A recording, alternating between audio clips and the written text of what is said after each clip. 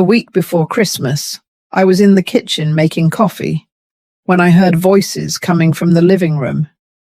It was Amanda, my daughter, on the phone.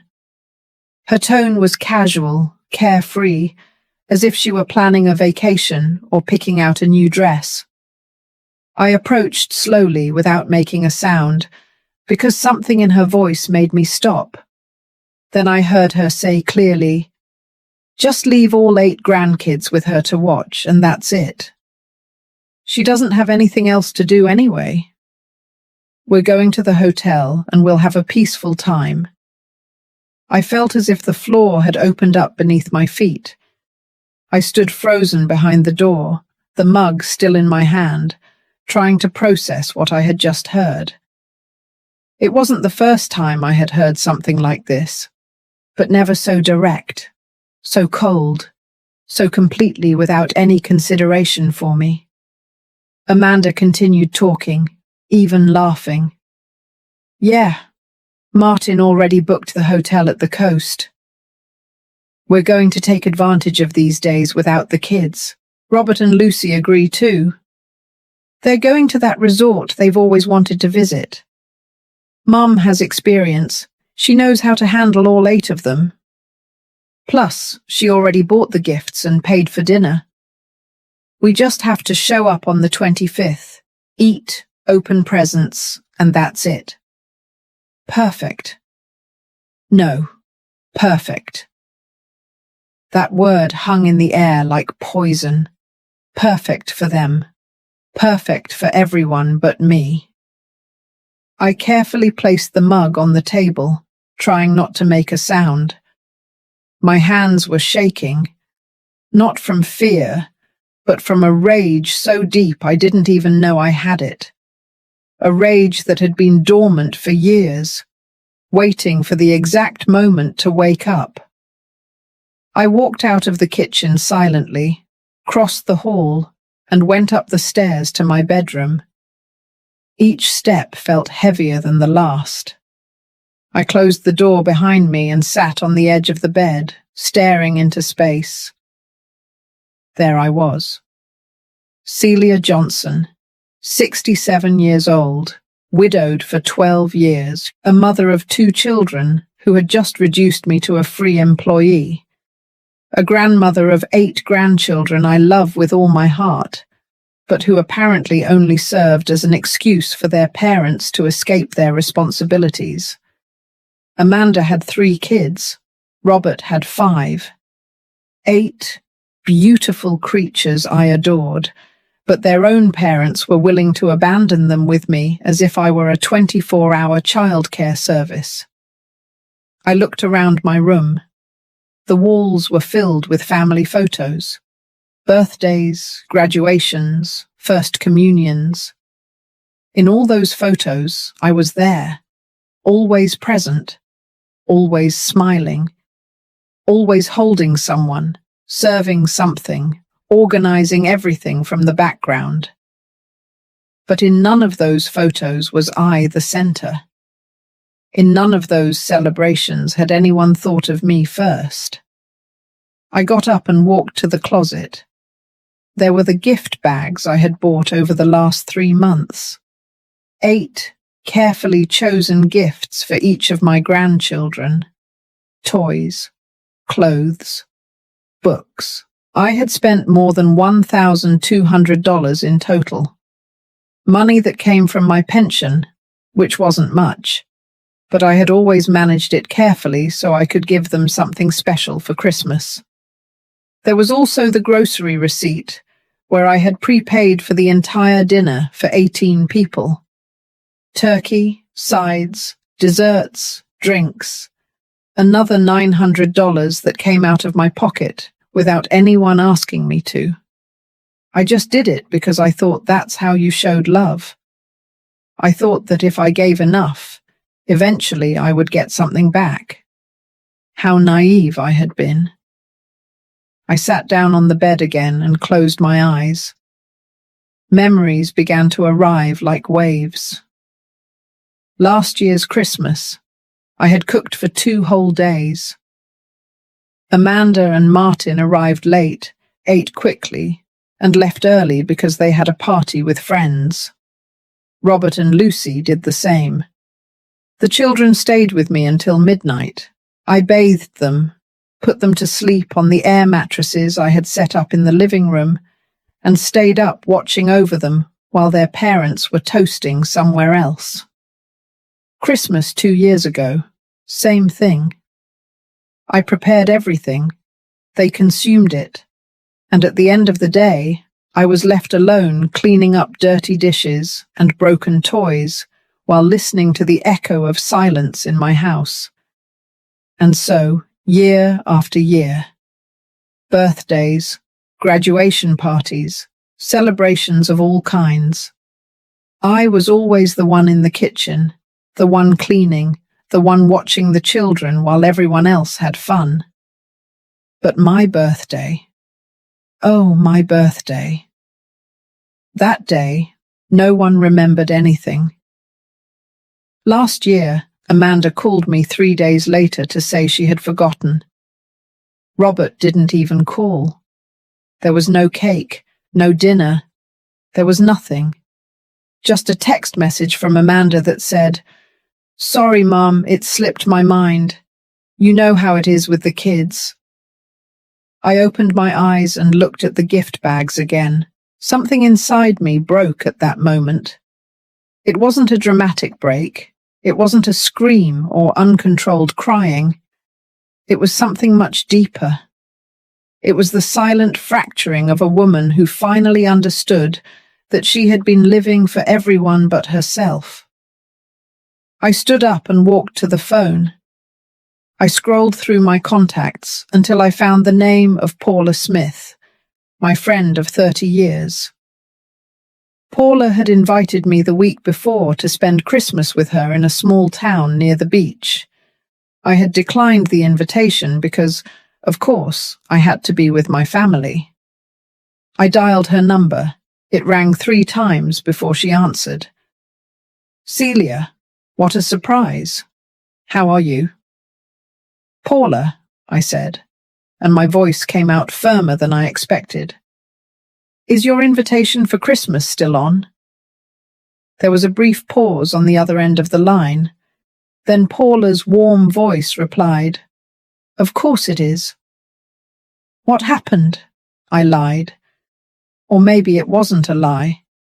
Maybe something was finally happening, something important. "I just decided that this year I want to do things differently." "That sounds perfect. We'll leave on the 23rd in the morning." I was thinking of going to the little coastal town where everything is calm. No pressure, just rest and the ocean. That sounds like exactly what I need. We hung up, and I stood there looking at the phone in my hand. Something had changed. I didn't know exactly what, but I could feel it. It was as if after years of carrying an invisible weight, someone had finally given me permission to let it go. I went down to the kitchen again. Amanda was no longer in the living room. She had probably left without even saying goodbye, as she always did. I took out my notebook and started writing a list. It wasn't a shopping list or a to-do list for Christmas dinner. It was a list of things I was going to cancel. I sat in the kitchen with the notebook open in front of me. The pen in my hand seemed to weigh more than usual. Outside, the December sun was beginning to hide behind the buildings, painting everything in shades of orange and grey. Inside of me, something dark was also starting to move. I wrote the first line. Cancel the grocery store order. $900 that would go back into my account. $900 that I had set aside with effort, calculating every penny of my pension to be able to give them a decent dinner. A dinner they weren't even going to appreciate. I wrote the second line. Return the gifts. $1,200 more. Money I had saved for months, denying myself things I needed so I could see my grandchildren's faces light up as they opened their presents. But their parents weren't even going to be there to see that. They were going to be in hotels, at resorts, enjoying themselves while I did all the work. I closed the notebook and leaned back against the chair. The memories started coming without permission, as they always did when I was alone. I remembered Christmas 5 years ago. It was the first Christmas without my husband.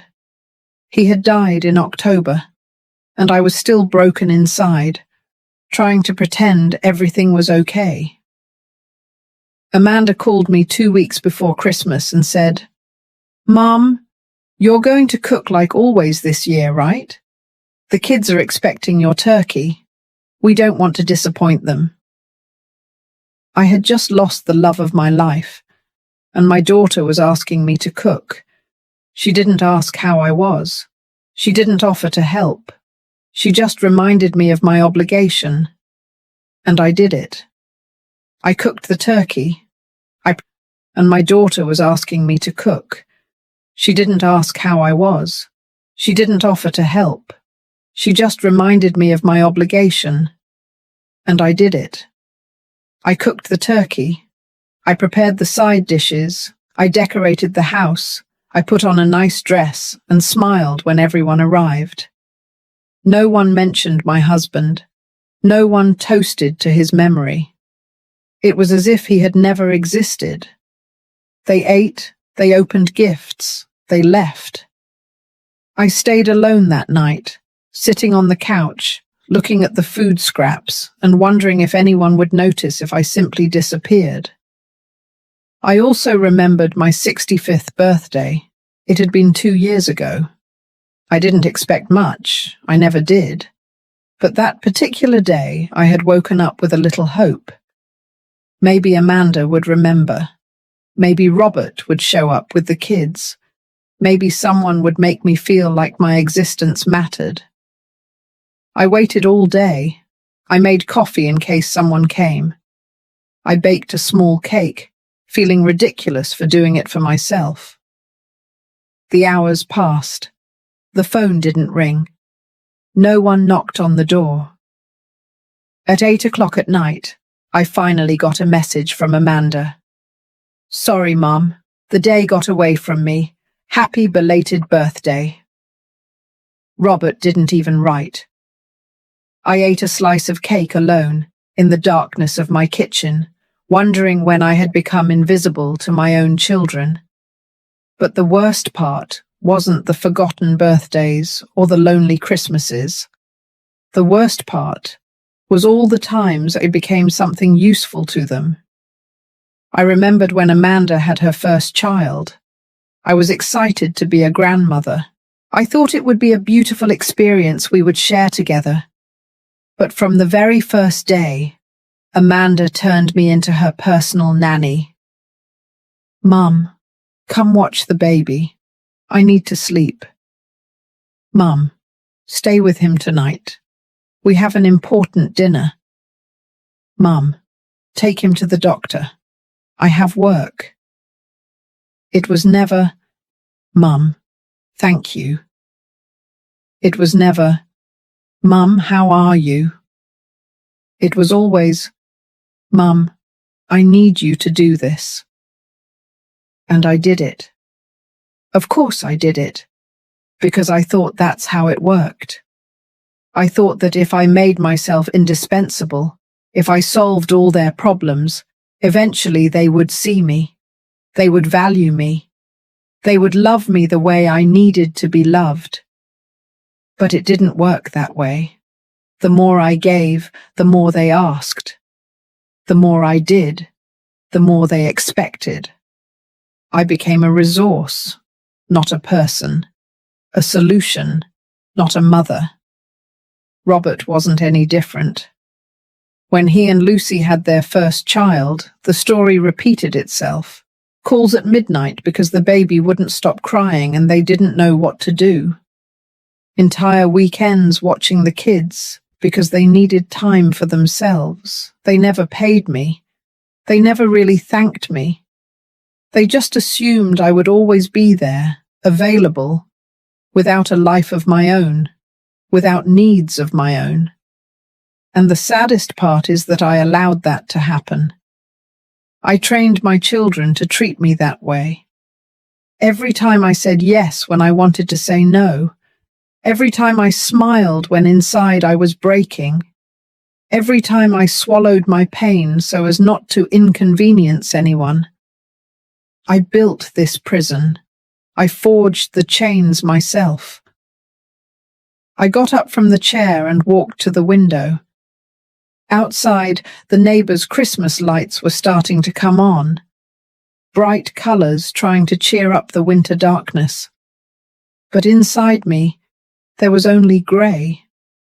I thought about all the previous Christmases, all the times I had decorated this house alone, all the trees I had put up without help, all the dinners I had prepared while my children arrived late or didn't show up at all.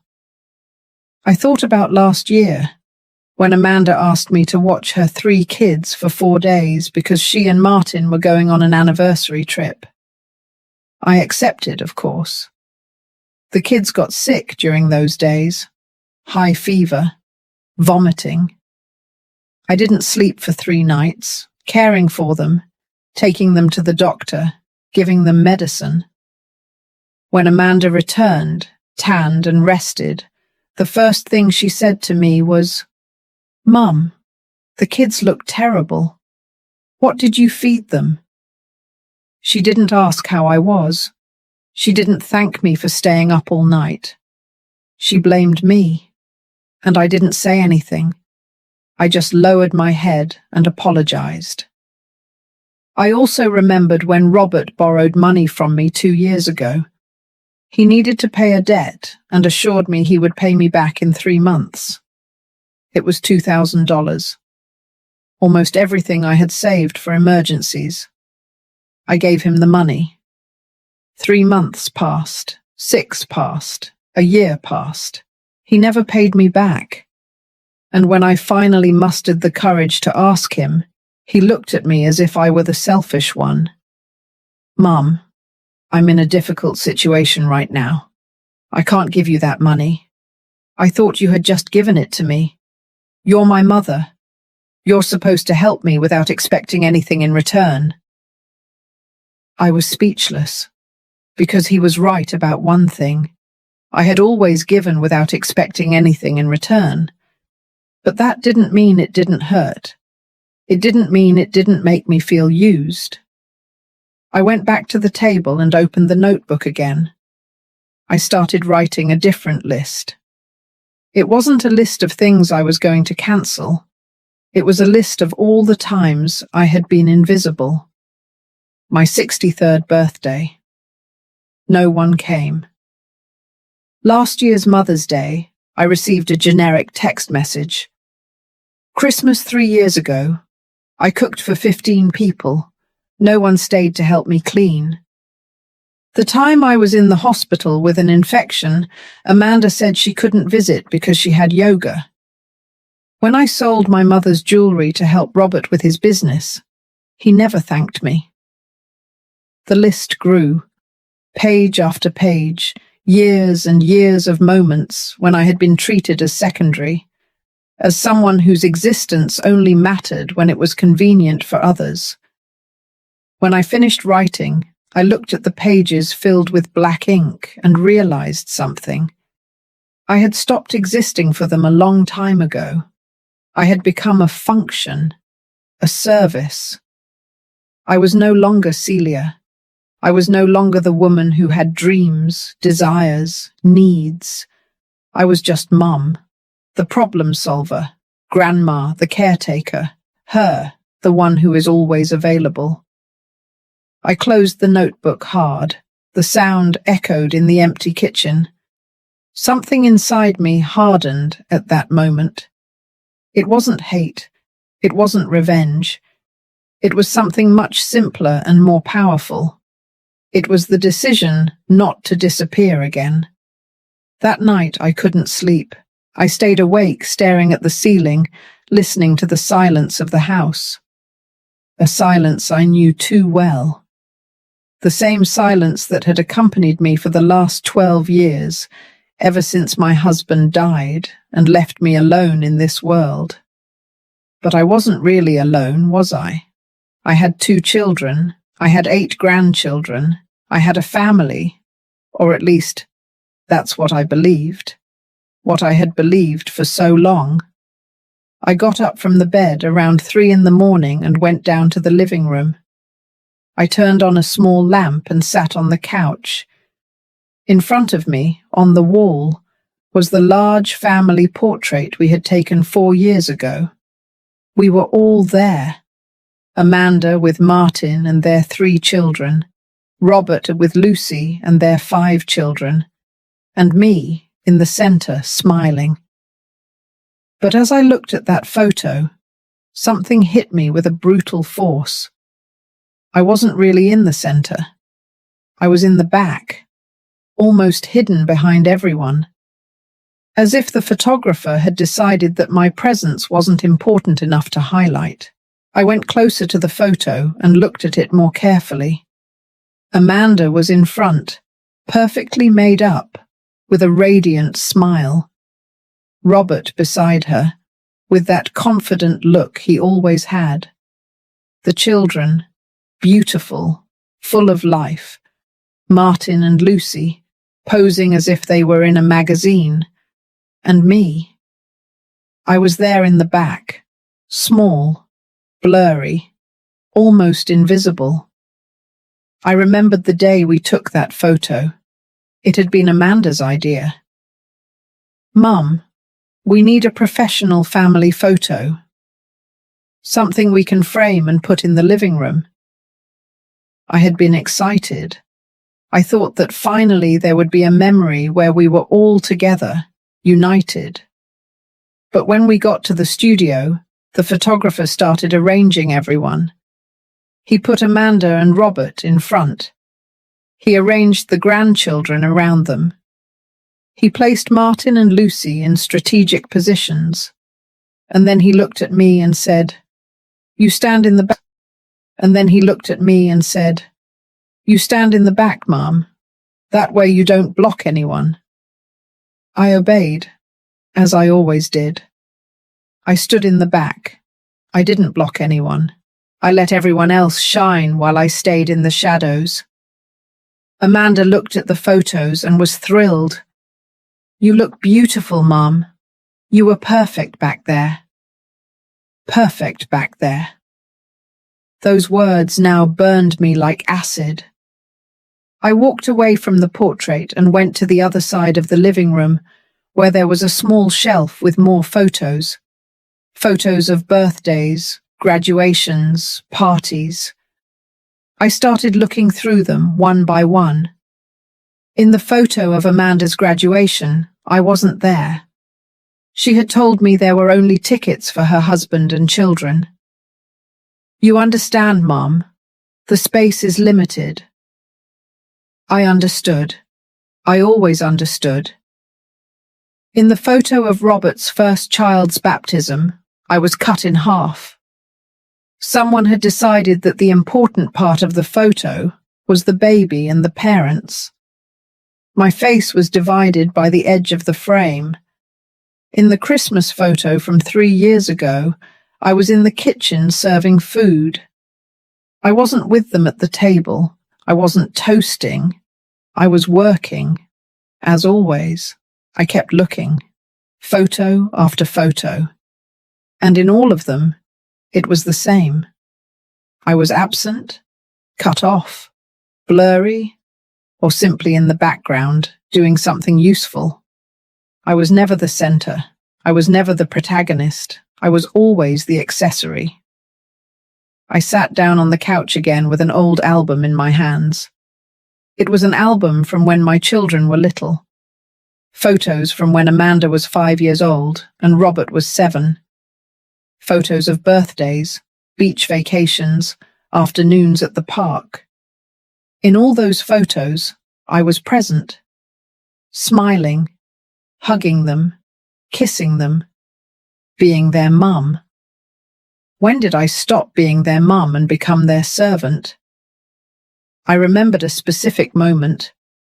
Amanda was 16. She had come home from school furious because a friend had betrayed her. I was cooking, but I stopped everything to listen to her. I sat with her for 2 hours, drying her tears, giving her advice, making her laugh. In the end, she hugged me and said, "Thanks, Mum. You're the best. You're always there when I need you. You're always there when I need you." That phrase had been a blessing then. Now I saw it as a curse, because I realized that was exactly what I was to them. Someone who was there when they needed me.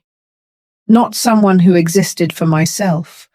Not someone with my own needs. Just someone available to solve their problems. And with Robert, it had been the same. I remembered when he was 20 and going through a breakup. He came to my house in the middle of the night, crying. I stayed awake with him all night. I made him tea. I hugged him. I told him everything was going to be okay. He said to me, "I don't know what I would do without you, Mum. You always know how to fix things. You always know how to fix things." Another curse disguised as a compliment, because that's what I did. I fixed things, I solved problems, I was available. And at some point along that road, I stopped being a person and became a tool. I closed the album and put it aside. My hands were shaking, not from cold, but from contained rage. I remembered Mother's Day last year. That day that is supposed to be for honoring mothers, to make them feel special, to thank them for everything they have done. Amanda sent me a text message at 11 in the morning. "Happy Mother's Day, Mum. We love you very much." With a heart emoji at the end. That was all. A generic message she probably sent from her bed without even thinking about it. Robert called me at 3 in the afternoon.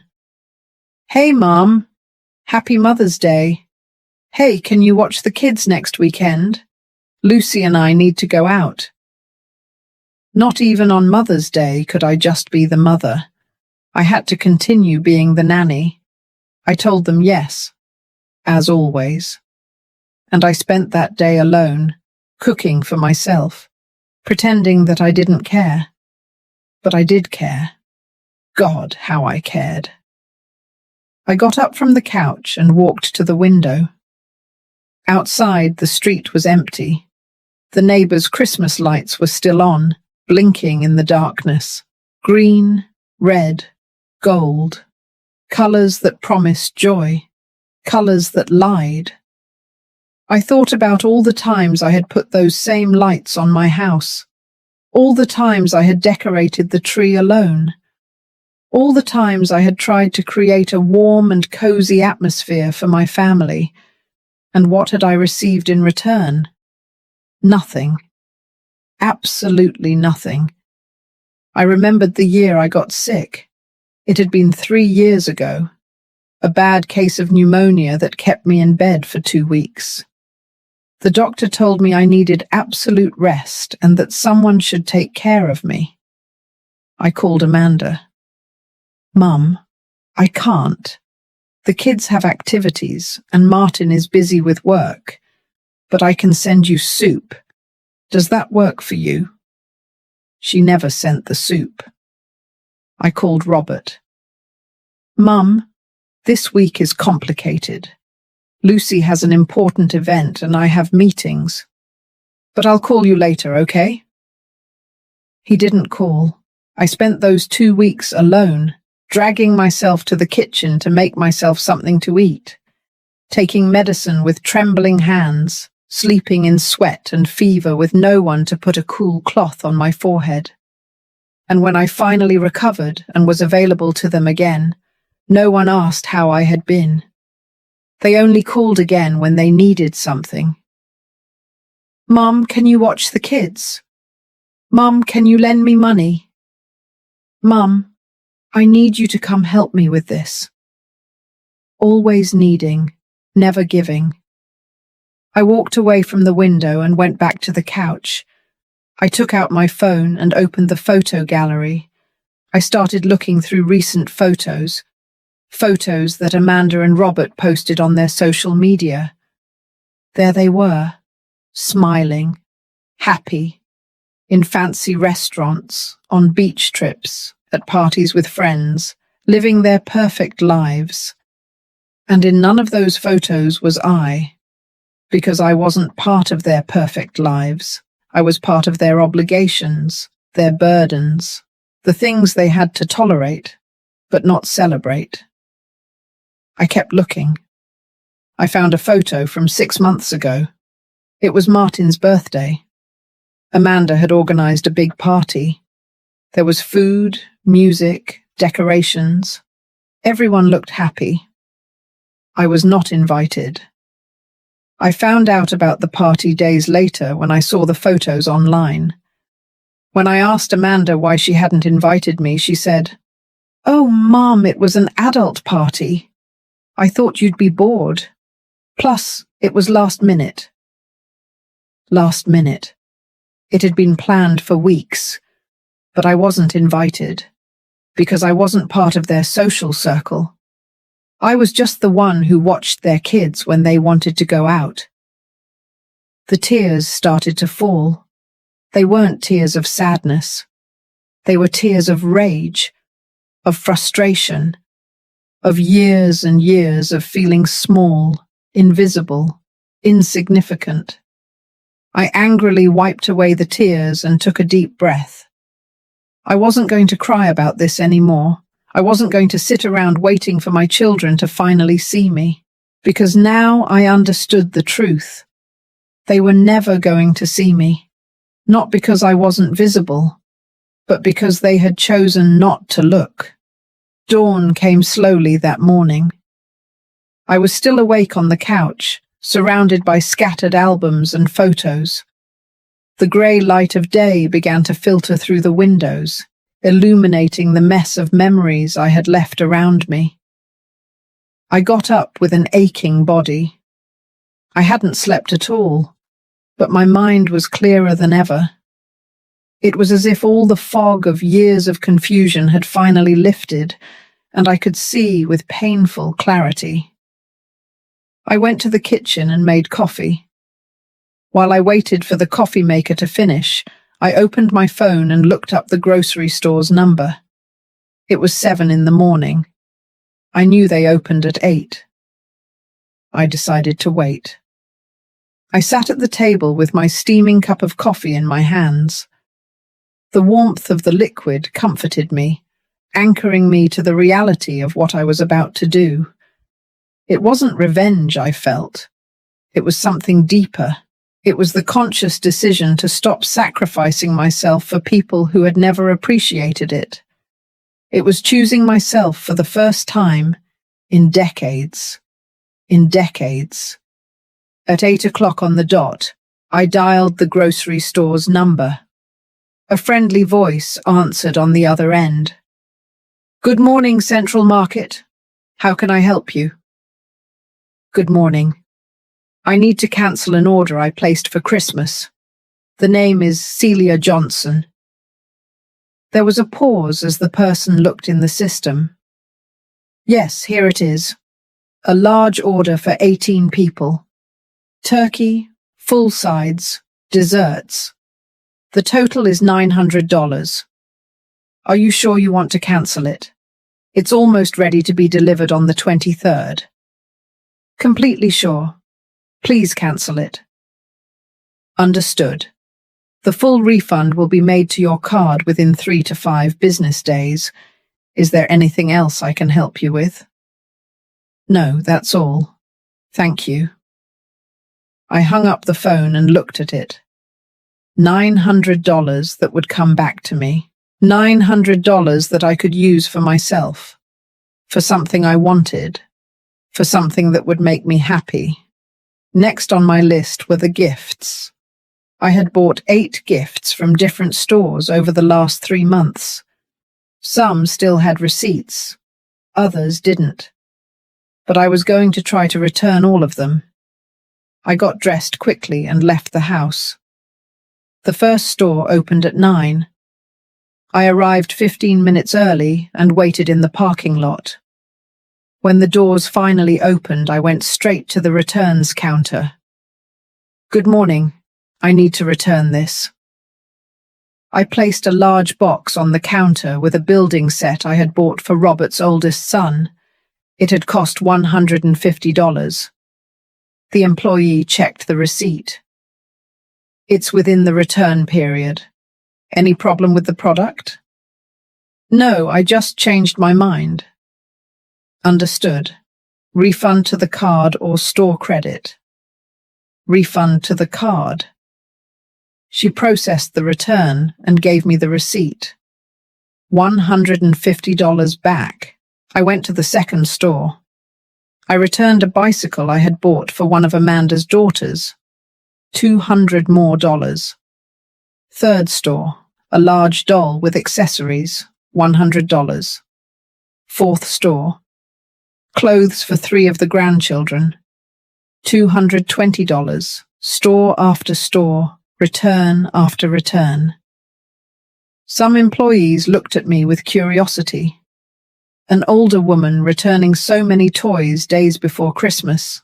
They probably thought it was strange. But I didn't care what they thought. By 2 in the afternoon, I had recovered $1,100. There were 2 gifts I couldn't return because I had lost the receipts. I left them in a donation box outside a church. Let others enjoy them. Children whose parents might actually value their grandmothers. I returned home exhausted, but with a strange feeling in my chest. It wasn't joy. It wasn't sadness. It was something like relief. Like when you finally stop carrying a heavy load you've been holding for too long. I sat in the living room and dialed Paula's number. "Celia, what a surprise. How are you?" "Paula, about that beach trip. How long were you planning to stay?" "Well, I was going to be there until the 27th, but I can stay longer if you want." "I was actually thinking of spending New Year's there too. It's a peaceful place, perfect for resting." "Can I go with you? I mean, not just for Christmas. I want to go for longer. A week, maybe 2. There was a pause. Then Paula said in a soft voice, "Celia, are you okay? Can you tell me?" And then it all came out. I told her about the conversation I had heard, about Amanda and Robert planning to leave me with the 8 kids while they went on vacation, about all the years of being invisible, about the forgotten birthdays and the lonely Christmases, about feeling used and discarded. Paula listened in silence. When I finished, her voice was firm and warm. "Celia, listen to me carefully. You're coming with me. We're leaving on the 23rd in the morning, and we're not coming back until you want to. We're going to spend Christmas and New Year's at the beach, eating well, resting without pressure from anyone. And if anyone calls you, you don't answer. Did you hear me? You don't answer." "But the children have parents, and those parents can take care of them for once in their lives. You are not responsible for solving the problems they created themselves." She was right. Of course she was right. But decades of conditioning don't disappear with one conversation. "I'm scared, Paula." "Scared of what they're going to say, of what they're going to think." "And what about what you think? What about what you feel? Celia, you've spent your whole life worrying about what others feel. It's time for someone to worry about you. And if no one else is going to do it, then you have to do it yourself." We hung up after agreeing on the trip details. Paula would pick me up on the 23rd at 8 in the morning. We would take only what we needed. Comfortable clothes, swimsuits, books, no stress, no obligations. The next few days were strange. Amanda called twice to confirm that everything was ready for Christmas. I responded with evasions. Yes, Amanda, everything is under control. I wasn't exactly lying. Everything was under control. My control, not hers. Robert sent a message. Mum, we're dropping the kids off with you on the 24th at 10 in the morning. We'll be back on the 26th in the evening. Thanks for doing this. I didn't respond. I just left the message on read. On the night of December 22nd, I started packing. I took a small suitcase out of the closet and put it on the bed. I didn't need much. A couple of comfortable pants, light shirts, sandals, my swimsuit that I hadn't used in years. While I was packing, the doorbell rang. It was late, almost 9 at night. I went downstairs, feeling a little surprised, and opened the door. It was Amanda. She had a bag in her hand and a forced smile on her face. Hi, Mum. I brought you this. She held out the bag. Inside were packages of cookies and juice boxes. For the kids. You know how they like to snack. She didn't invite herself in. She didn't even ask how I was. She just handed me the bag like someone delivering a package. Amanda, I said in a calm voice, I need to tell you something. She looked at her watch. Mum, I'm in a hurry. Martin is waiting for me in the car. It can be quick. I looked at my daughter. I really looked at her. I saw the woman she had become, successful, confident, well-dressed. But I also saw her for what she was. Someone who had learned to use people without even realizing she was doing it. I'm not going to be here for Christmas. Amanda blinked in confusion. What do you mean you're not going to be here? Mum, we already agreed, what? You agreed. I didn't agree to anything. I heard your conversation last week. I know you planned to leave all 8 kids with me while you and Robert went on vacation. Her face went rigid. You were listening to my private conversations. I was in my own house. You were the one talking out loud without caring if I heard or not. Mum, it's not a big deal. It's just a few days. The kids adore you. It's not a big deal, I repeated slowly. It's not a big deal that you use me as a free nanny. It's not a big deal that you assume I don't have a life of my own. It's not a big deal that you never ask me what I want. What are you talking about? We've always included you. Included? Amanda, I wasn't invited to Martin's birthday. I wasn't invited to your anniversary last year. The only time you include me is when you need something from me. You're exaggerating. No, I'm seeing clearly for the first time in years. Amanda sighed with impatience. Fine. So, what do you want? Do you want us to pay you? Is that it? Her words hit me like a slap. Pay me? As if that was the missing piece, as if the problem was money and not the absolute lack of respect and love. I don't want your money, Amanda. I want you to see me. I want you to value me. But I realize that's never going to happen. So I've decided to do something different this year. What? I'm going on a trip.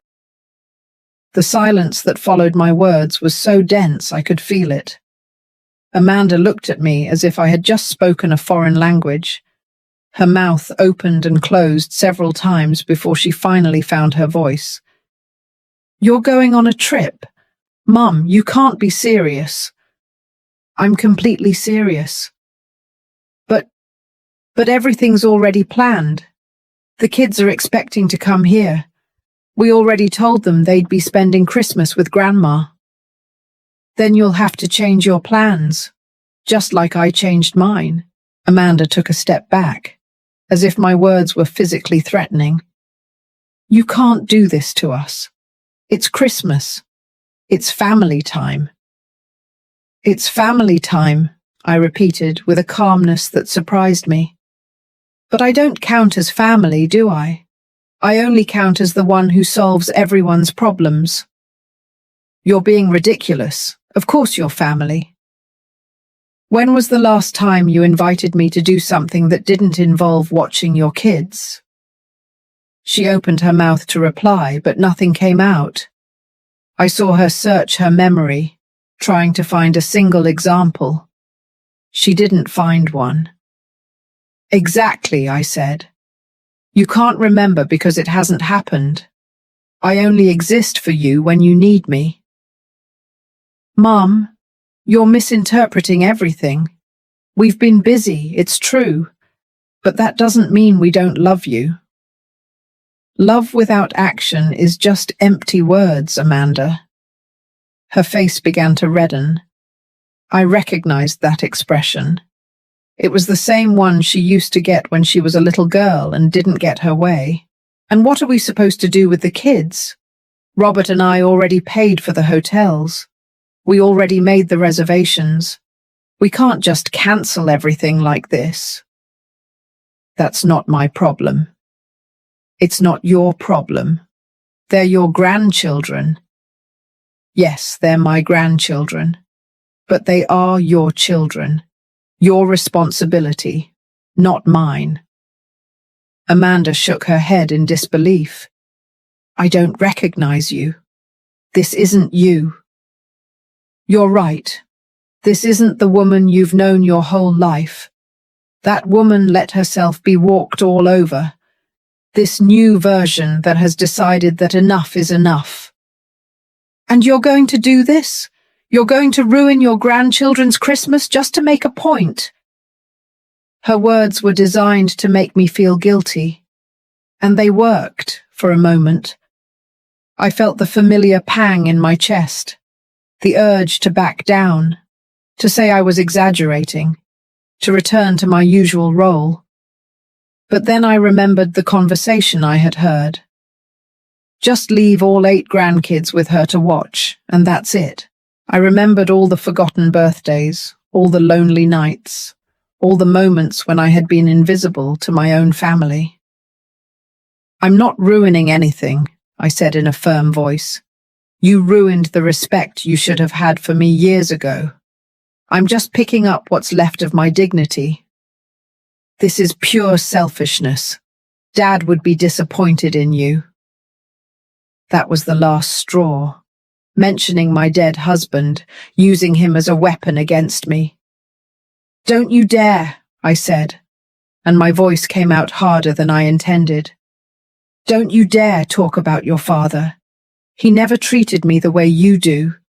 He valued me, he saw me, he truly loved me. And we love you too. No, you use me. There's a difference. Amanda took her phone out of her pocket. I'm calling Robert. He's going to talk to you. This is crazy. Call him if you want. My decision isn't going to change. She dialed while glaring at me. She waited for Robert to answer. Robert, you're on speakerphone. I'm with Mum, and she just told me she's not going to be here for Christmas, that she's going on a trip. Tell her this is absurd. I heard Robert's voice on the other end. What? Mum, is that true? Yes, Robert, it's true. But why? Did something happen? Many things happened, for many years. And I finally decided that I deserve better than to be treated like your employee. No one treats you like an employee. You're our mother. When was my last birthday, Robert? Silence. I'll tell you. It was August 15th, 4 months ago. You didn't call. You didn't write. You didn't come. Nothing. Mum, I was busy with... You're always busy. Everyone is always busy. Except when you need me for something. Then you find the time.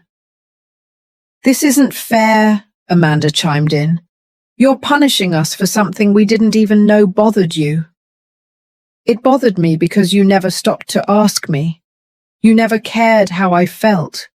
You only cared about what I could do for you, Robert spoke again. Mum, we can talk about this after Christmas, but right now we need you to be available, I finished for him. That's the word you're looking for. You need me to be available. Well, guess what? I'm not anymore. Then what are we going to do?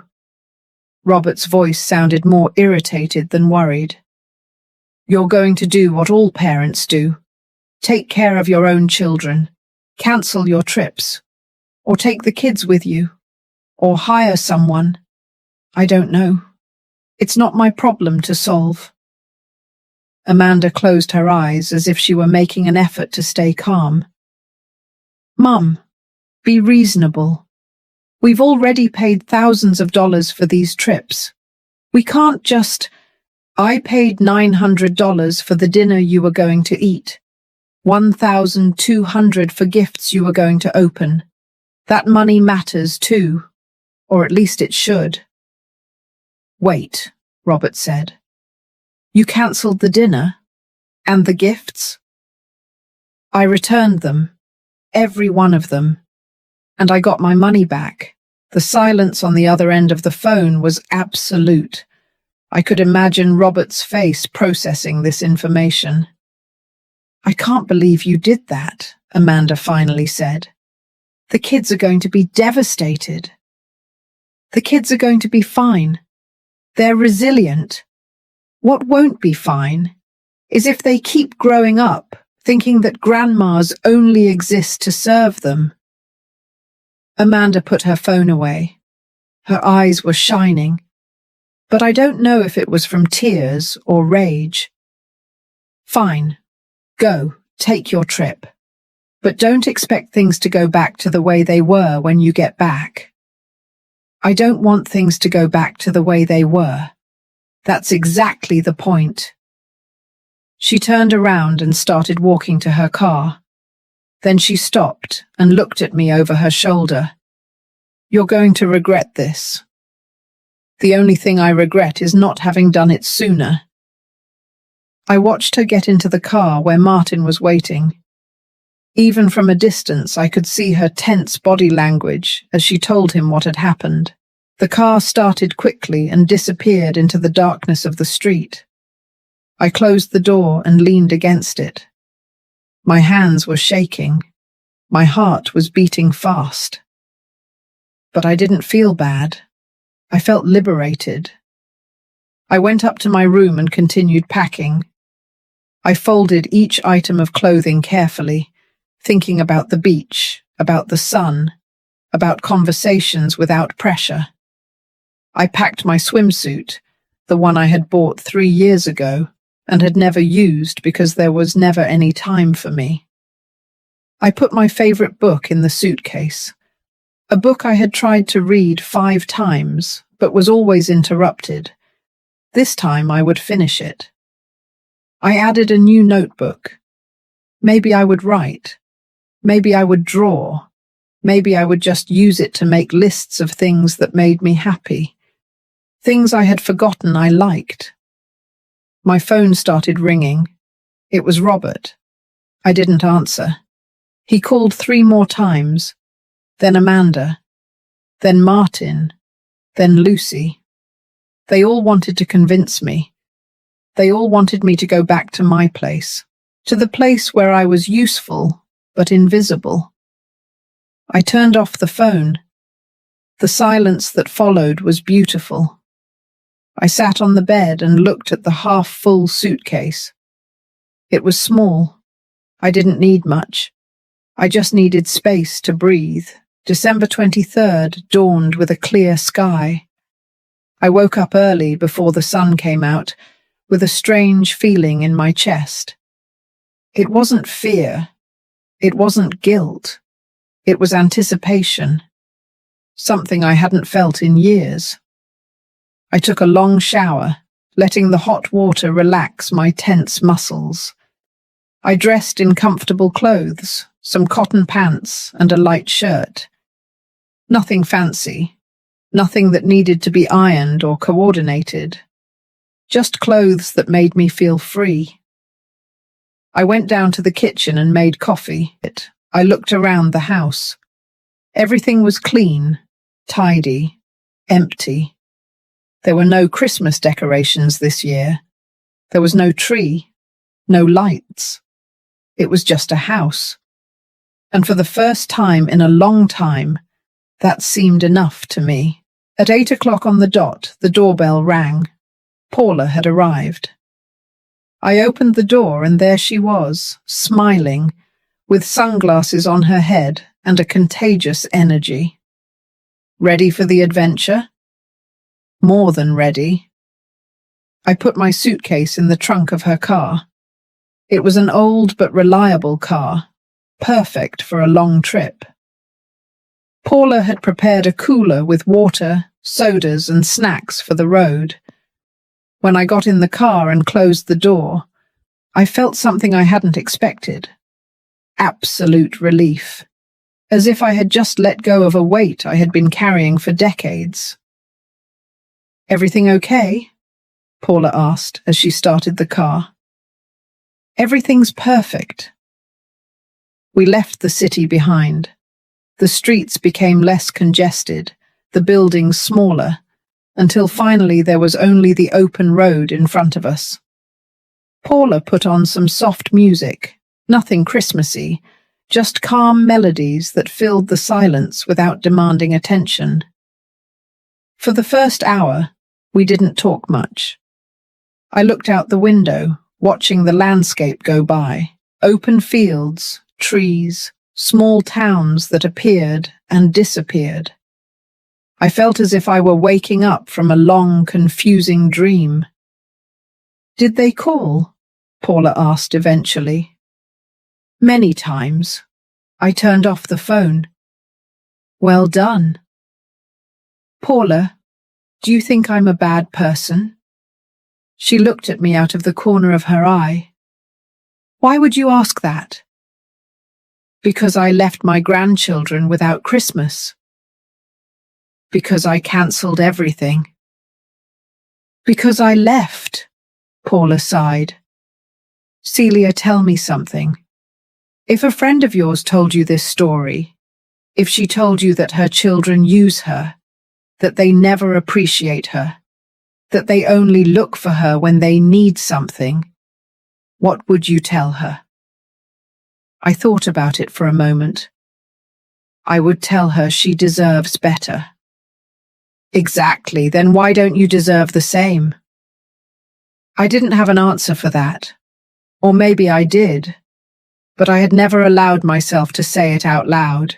I had spent so many years believing that my value was in what I could give, in what I could do for others, that I had forgotten that I also had the right to receive.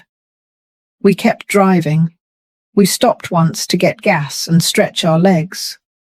Paula bought coffee and sweetbread. We sat on a bench outside the gas station, eating in comfortable silence.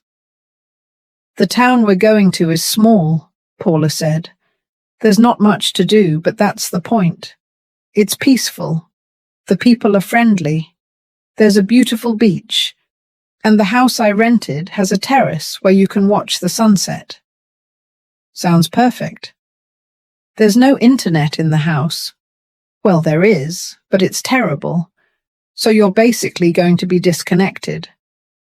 "Even better." We arrived at the town around 2 in the afternoon. It was exactly as Paula had described it.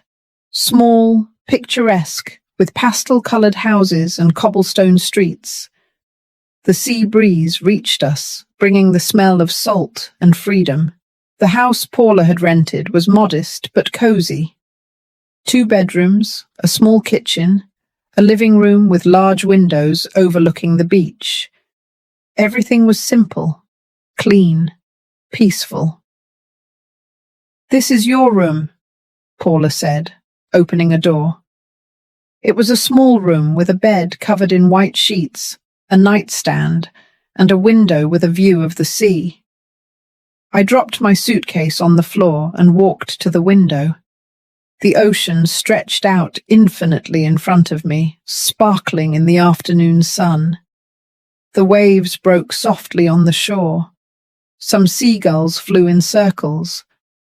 I just stood there, watching, and something inside me began to loosen. Something that had been tight for years. "I'm going to make something to eat," Paula said from the doorway. "Rest for a bit if you want." I sat on the bed and took a deep breath. The air here tasted different, cleaner, freer. I turned on my phone for just a moment to see if there was a real emergency. 53 missed calls, 27 text messages, all from Amanda, Robert, Martin, Lucy. The messages started with confusion, then moved to anger, then to attempts at manipulation. Amanda: "Mum, the kids are crying. This is what you wanted." Robert: "I called the grocery store. They confirmed you cancelled everything. This is a level of selfishness I never imagined from you." Martin: "Celia, Amanda is very upset. This isn't good for her health. You need to come back." Lucy: "I don't understand what we did wrong. We have always treated you with respect." I read each message without feeling what I expected to feel. I didn't feel guilt. I didn't feel an urgency to respond. I just felt a clear distance between them and me. I turned off the phone again and put it at the bottom of my suitcase. Paula called me from the kitchen. "Food is ready." I left the room and found a simple table, but full of good things. Fresh salad, grilled fish, rice, fruits, simple food that tasted like care. We ate slowly without rushing, talking about unimportant things. The weather, the colours of the sunset, the plans for the next few days. "Tomorrow is Christmas Eve," Paula said. "I thought we could walk on the beach in the morning. There's a small market downtown where they sell crafts. And at night, if you want, we can have a simple dinner here, or go to the town restaurant. Whatever you prefer is fine with me." "Celia, this trip is for you. What do you want?" The question caught me by surprise. What did I want? It had been so long since anyone had asked me that. "I want to walk on the beach," I said slowly. "I want to see the market. And at night, I want a quiet dinner here, without any stress." Paula smiled. "Then that's what we'll do." That afternoon we walked on the beach. The sun was starting to set, and everything was painted gold. I let the water touch my feet. It was cold, but refreshing. Paula walked beside me, picking up shells from time to time. There were other people on the beach. Families with kids building sandcastles. Couples walking hand in hand. Groups of friends laughing. Everyone seemed at peace. No one seemed to be carrying the weight of the world on their shoulders. "You know what hurts the most?" I said suddenly. "What?" "That they didn't even notice I was disappearing. They didn't even notice I was there, only when they needed me. I was invisible for years and they never cared." Paula stopped and took my arm. "Celia, look at me. You're not invisible. They chose not to see you. There's a huge difference. And the fact that they couldn't see your worth doesn't mean you don't have it. Her words hit me hard. I felt the tears coming, but this time I didn't stop them. I let them fall freely while the sound of the waves accompanied them. Paula hugged me. She didn't say anything else. She just held me while I cried out years of accumulated pain. When I finally pulled away, I wiped my tears and looked at the horizon. The sun was touching the water now, creating a path of light on the waves. "Thank you," I said to Paula. "What for?" "For seeing me, for being here, for not judging me." That's what real friends do. We returned to the house when it was already getting dark. Paula made tea and we sat on the terrace, wrapped in light blankets, listening to the constant sound of the sea. We didn't talk much. There was no need. The company was enough. That night I slept soundly for the first time in weeks. There were no nightmares, no anxiety, just a deep and restorative rest. Christmas Eve dawned bright and warm. I woke up to the sound of seagulls and the smell of fresh coffee coming from the kitchen. For a moment, I didn't remember where I was. Then it all came back to me. I was far away. I was free. I was choosing myself for the first time in decades. I got up slowly without rushing. Paula was already in the kitchen making breakfast. Toast, fresh fruit, orange juice. "Good morning. How did you sleep? Good morning. How did you sleep?" "Better than I have in years." We ate breakfast on the terrace, looking at the sea. The water was calm this morning, almost like a mirror reflecting the sky. Some people were already walking on the beach, taking advantage of the cool hours before the sun got stronger. "Ready for the market?" Paula asked. "Ready." We walked to the center of town. The streets were livelier than the day before. Christmas music played from the stores, but it wasn't the loud commercial music of the city. It was soft, almost comforting. The market was small, but charming. There were stalls with local crafts, handmade jewelry, black and white photographs from local artists. Everything had a personal touch, as if each piece carried the story of the person who had created it. I stopped at a stall that sold woven bracelets. They were simple but beautiful, each in different colors. The woman who was selling them was older, probably my age. She had wrinkled but strong hands, hands that had worked a lifetime. "They're beautiful," I told her. "Thank you. I make them myself. Each one is unique." "How much is this one?" I pointed to one in shades of green and white. $15. I took the money from my purse and bought it. I put it on my wrist, and I liked how it felt. Light. Simple. Mine. Paula bought some earrings. We kept walking, stopping at different stalls, without pressure, without a schedule. It was the first time in years I had been able to do something like this. Just walk, just look, just exist without anyone needing anything from me.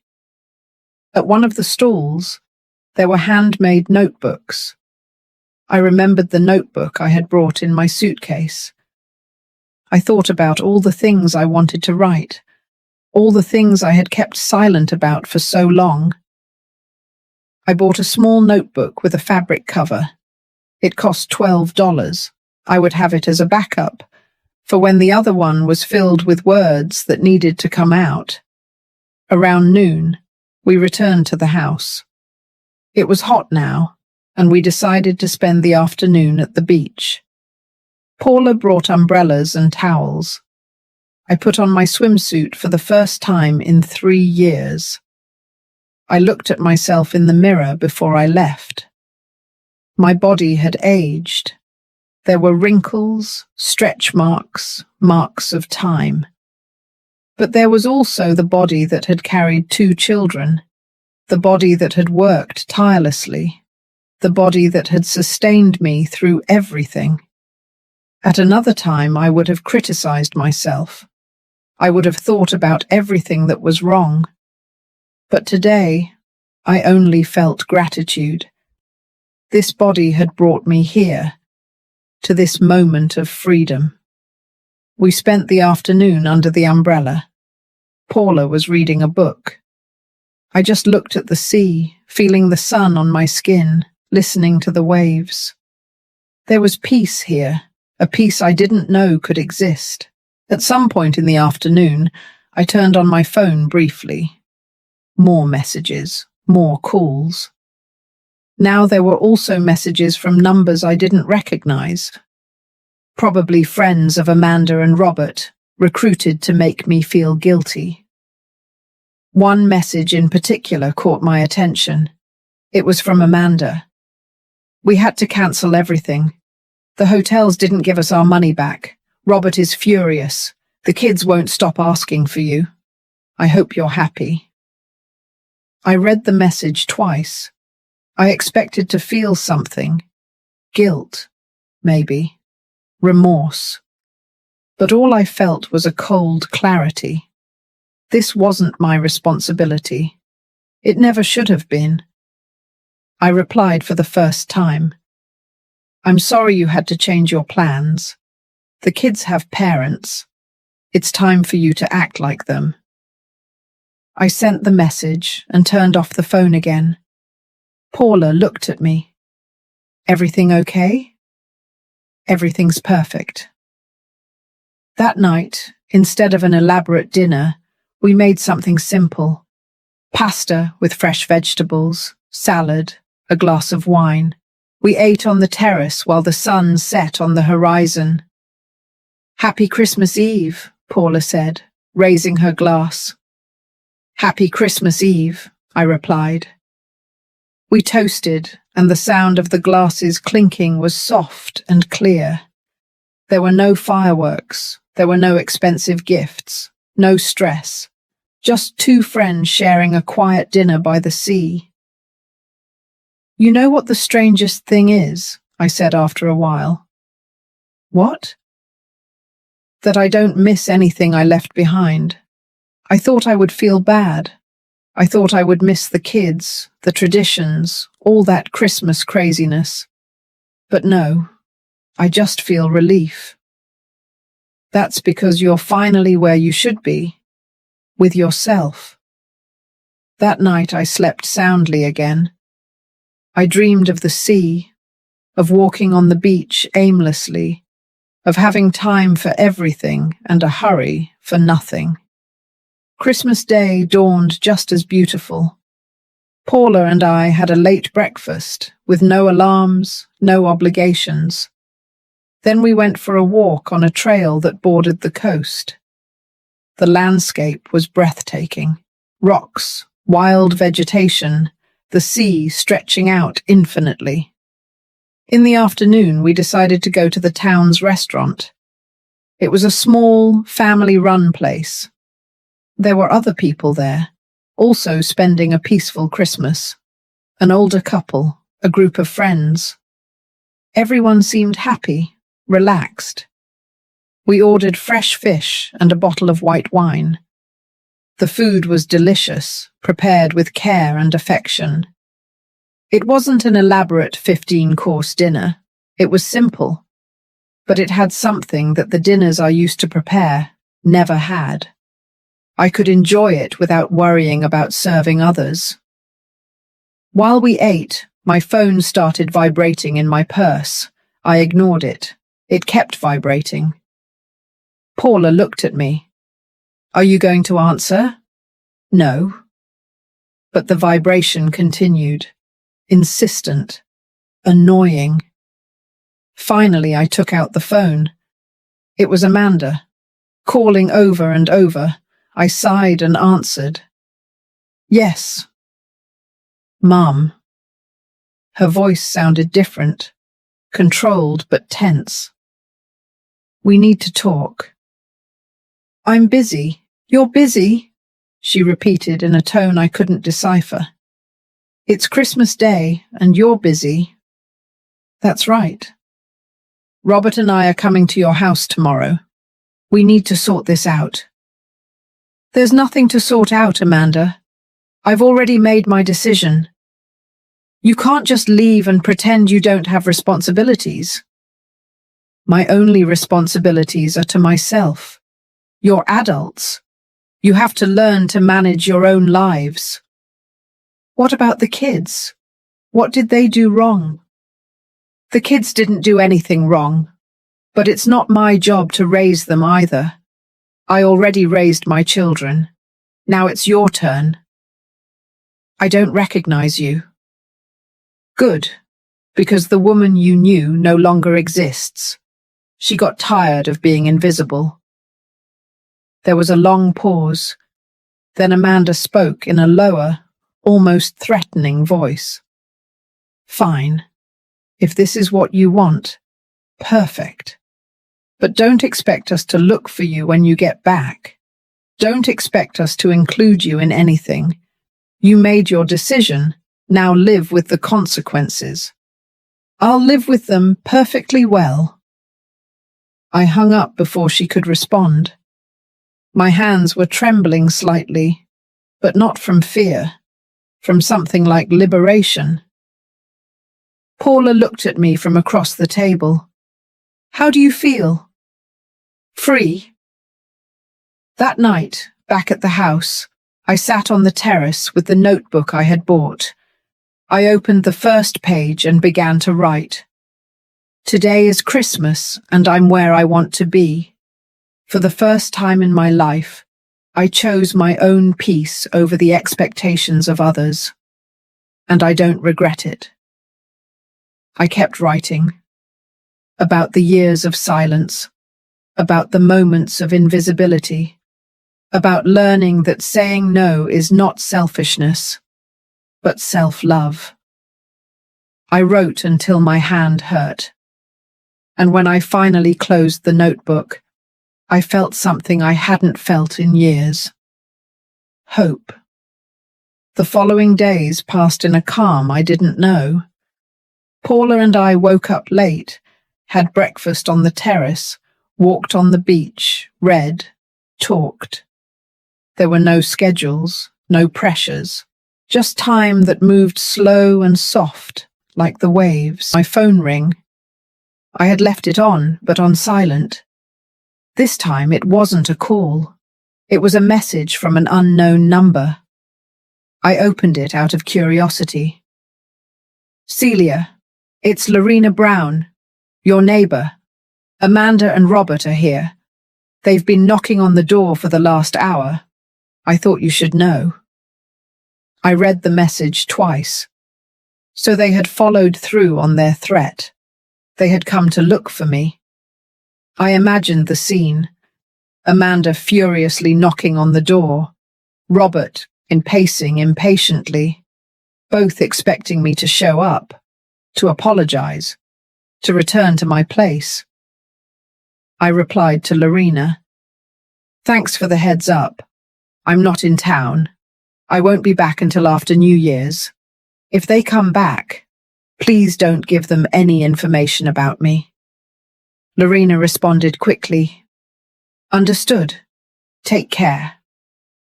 I put the phone aside and went back to my book. But I couldn't concentrate. I knew this wasn't over. I knew I would eventually have to face them face to face. That night, while we were having dinner, I told Paula what had happened. "And what are you going to do when you get back?" she asked. "I don't know yet, but I know I'm not going back to who I was before." "And what if they don't accept that?" "Then they don't accept it. I can't control how they react. I can only control how I react." Paula nodded. You're going to be okay, Celia. You're stronger than you think. On December 29th, we decided to do something different. Paula had heard about a small art gallery in the neighboring town. We took the car and went to explore. The gallery was small, but filled with beautiful works. Paintings of local landscapes, wood sculptures, black and white photographs, all created by artists from the region. There was one painting in particular that caught my eye. It was of an older woman sitting on a wooden chair, looking out at the sea. Her posture was peaceful, almost meditative.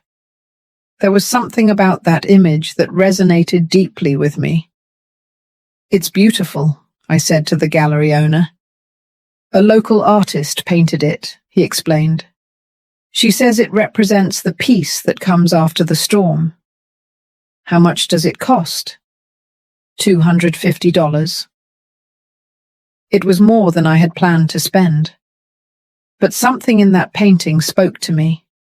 It was like seeing my own transformation reflected in oil. "I'll take it." On the way back to the house, we hung the painting in the living room. Paula took a step back to admire it. "It's perfect for you." "Yeah," I said. "I think so too." That night I wrote more in my notebook, about the fear I had felt at the beginning, about the guilt I expected to feel but which never came, about discovering that chosen solitude was different from imposed loneliness. On December 30th, while we were walking on the beach, my phone rang. This time it was a number I did recognize. It was Martin, Amanda's husband. I hesitated before answering. Then I decided it was time to face this directly. "Yes." "Celia, I need to talk to you." His voice was serious, almost formal. "I'm listening." "Amanda is devastated. You don't understand the damage you've caused." "On the contrary, I understand perfectly the damage I have allowed them to cause me for years."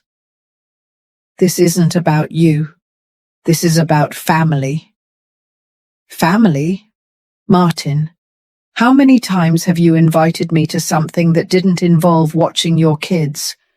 How many times have you asked me how I'm doing? How many times have you treated me as something more than a convenient nanny?" Silence on the other end. "Exactly, never. Because for you, for Amanda, for Robert, I only exist when I'm useful. Well, guess what? I don't accept that anymore. You're the grandma. You're supposed to be there for the kids.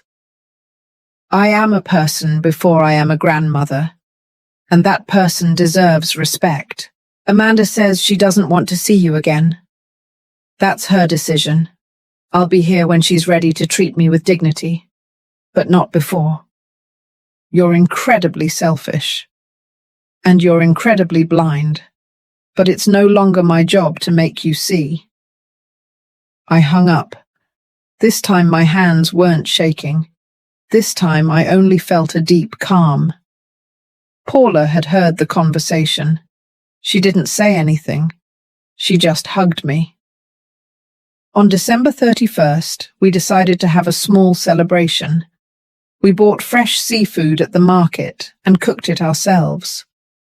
It wasn't an elaborate dinner, but it was special. We set the table with candles and wildflowers we had collected on our walks. At 11 o'clock at night, we went up to the terrace with glasses of sparkling cider. From there, we could see some fireworks in the distance, small points of light in the dark sky. "To new beginnings," Paula said, raising her glass. "To choosing myself," I replied. We toasted as the midnight bells began to chime from the town church. January 1st dawned peacefully. Paula and I spent the day not doing much, just existing. In the afternoon, I received another message. This time it was from Robert. "Mum, This has gone too far. You need to come back and fix this. Amanda won't stop crying. The kids are asking for you. Dad wouldn't have wanted this. I read the message several times. The attempt to use my dead husband as an emotional weapon no longer worked. He had been a good man. He had valued me. And if he were alive, he would have understood why I did what I did. I replied, Robert, your father taught me that true love isn't manipulation. He taught me that relationships are built on mutual respect. If Amanda is crying, maybe it's time for you to reflect on why. If the kids are asking for me, tell them their grandma loves them, but she also loves herself. I'll be back in 2 days. When I do, things are going to be different. Either you accept the new Celia, or we have nothing more to talk about. I sent the message and turned off the phone. On January 2nd, Paula and I packed our things. The trip back was peaceful. I looked out the window, processing everything I had experienced in those days. I wasn't a different person. I was the same person I had always been, but finally free of the chains I had allowed to be put on me. When we arrived at my house, Paula helped me get my suitcase out.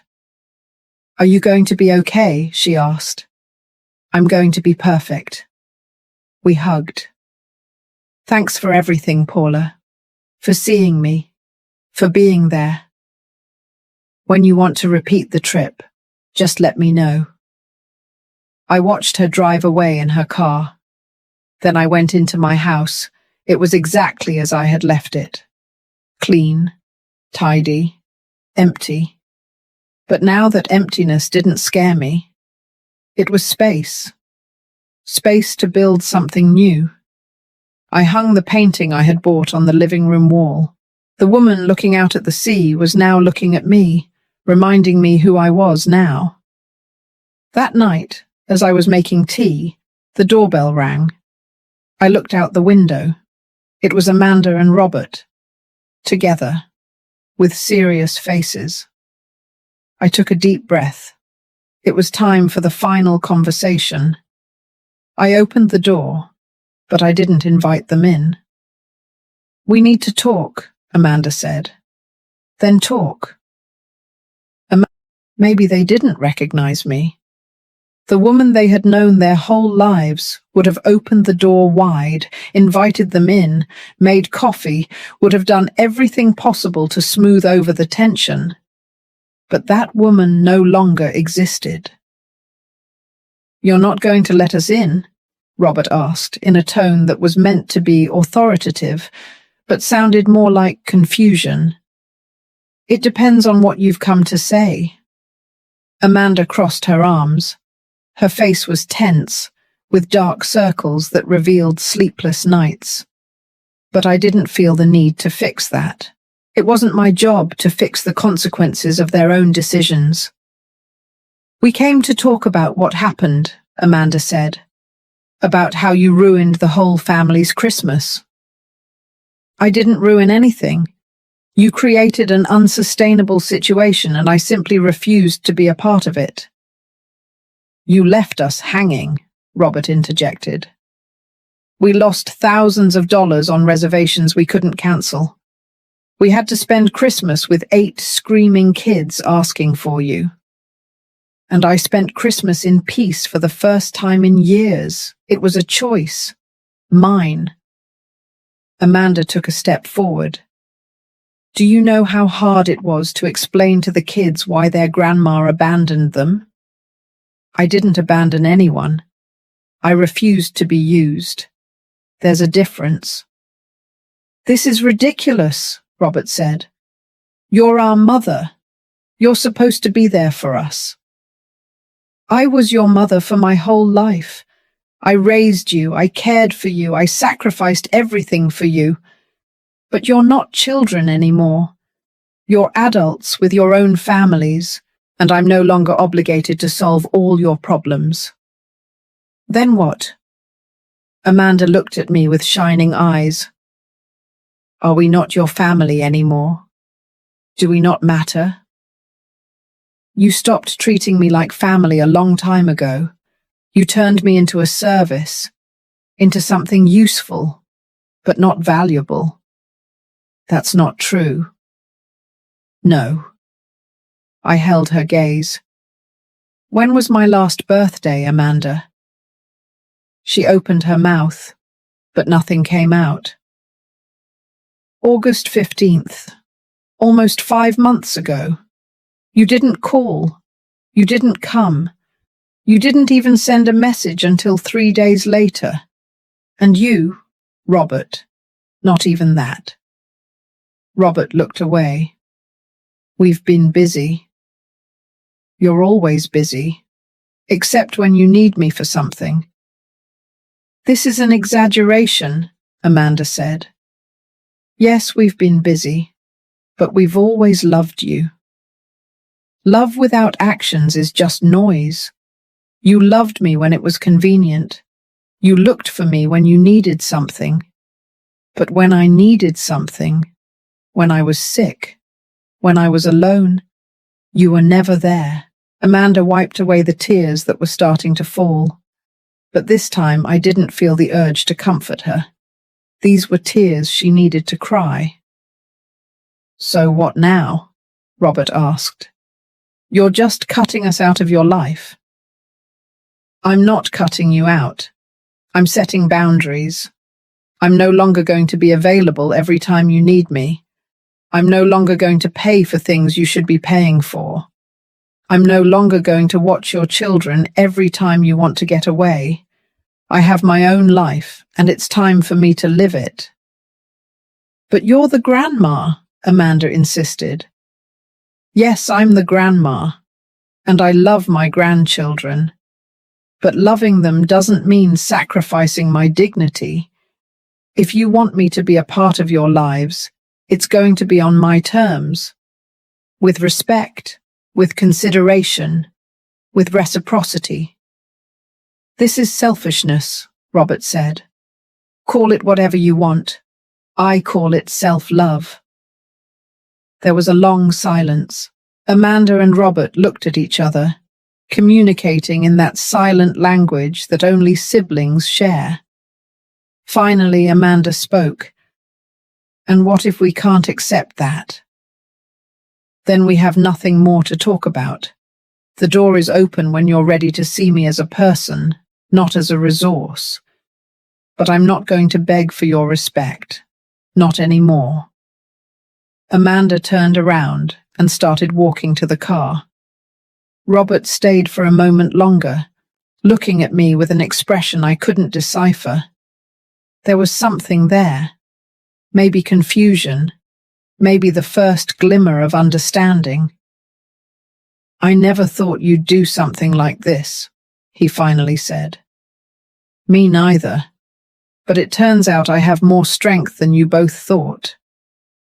He nodded slowly and followed his sister. I watched them get in the car and drive away. I didn't feel sadness. I didn't feel relief. I just felt calm. I closed the door and leaned against it. My legs were trembling slightly, not from fear, but from the adrenaline of finally having said everything I needed to say. The following days passed in a strange quietness. My phone didn't ring. There were no messages.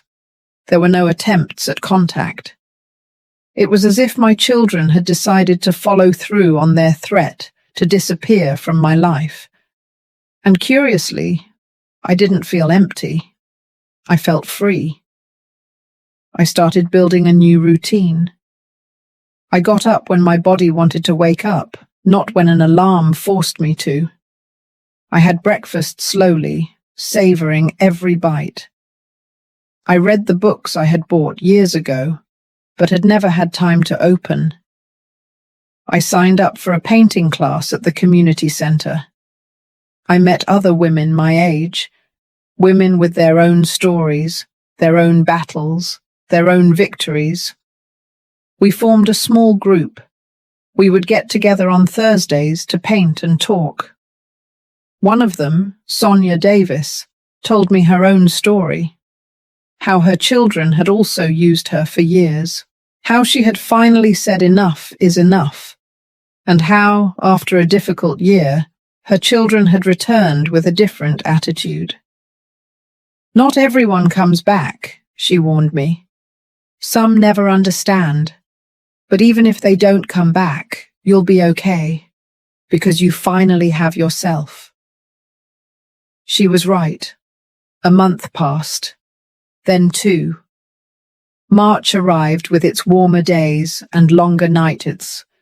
I was still living my new life. Calm, autonomous, at peace. One Tuesday afternoon I was in my garden, planting flowers, when I heard the gate open. I looked up and saw Robert standing there, alone, with his hands in his pockets. "Hi, Mum." I took off my gardening gloves and stood up. "Robert, can I come in?" I thought about it for a moment. Then I nodded. "You can come in." We went into the house. I served him some water. We sat in the living room, with the painting of the woman looking at the sea, watching us from the wall. "Nice painting," he said. "I bought it on my trip." There was an awkward silence. Finally, Robert spoke. "I've been thinking a lot about what you said, about how we treated you. And you're right." His voice cracked slightly. "You're right about everything." I didn't say anything. I just waited. "Lucy and I have been talking about how we depended on you for everything, about how we never asked you how you were doing, about how we turned you into an employee instead of treating you like our mother." He wiped his eyes. "I'm sorry, Mum. I really am." The words I had waited for years had finally come, but I no longer needed them in the same way. They no longer defined my worth. "Thank you for saying that," I replied calmly. "Do you think we can start over, differently, with respect?" "That depends on you. I've already made my boundaries clear. If you're willing to respect them, we can try." He nodded. "We're going to respect them. I promise you." I don't know if Amanda would eventually come too. I didn't know if things would ever be completely normal again, but I had learned something crucial. My peace didn't depend on them changing. It depended on me standing firm in my own value. Robert left after an hour. It was a small, cautious conversation, but it was a start. That night, I sat on my terrace with a cup of tea and my notebook. I looked at the stars and thought about the whole journey. From that painful conversation I heard while hidden to this moment of calm. I opened the notebook and wrote, "Today I learned that letting go is not abandoning. It's freeing yourself. I learned that true love doesn't demand sacrifice, but mutual respect. I learned that it's never too late to choose yourself. I'm 67 years old, and I finally discovered that the most important woman in my life is me."